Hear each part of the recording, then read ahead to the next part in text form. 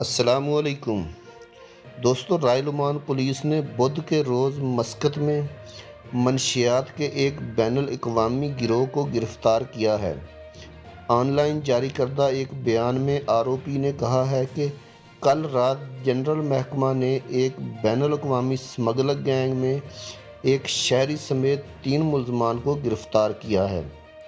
आरोपी ने मज़ीद कहा कि रायल ओमान पुलिस ने 40 सांचों में चरस मनशियात, 1029 गोलियां, 2.5 ग्राम हेरोइन और आधा किलो अफ़ीम ज़ब्त की है, जबकि सुप्रीम कमेटी के मेंबर्स की कोरोना वायरस के बारे में तबादला ख्याल करने के लिए 10वीं प्रेस कॉन्फ्रेंस जारी है, जिसमें वज़ारत हुक्काम ने दुकम को हफ्ता से 3 जुलाई तक बंद रखने का फ़ैसला किया है। वज़ारत सेहत ने आज ओमान में 1067 कोरोना के नए मस्बत केसेस दर्ज किए हैं। 1067 मिला के अब सल्तनत में 19,954 कोरोना के टोटल केस हो गए हैं।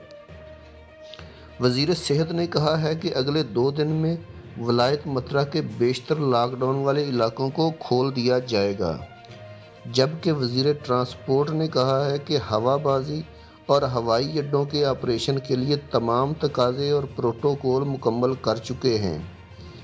वज़ीर सियाहत अहमद अल मराज़ी ने तस्दीक की है कि सियाहती वीज़े की मियाद को मार्च 2021 तक बढ़ा दिया जाएगा।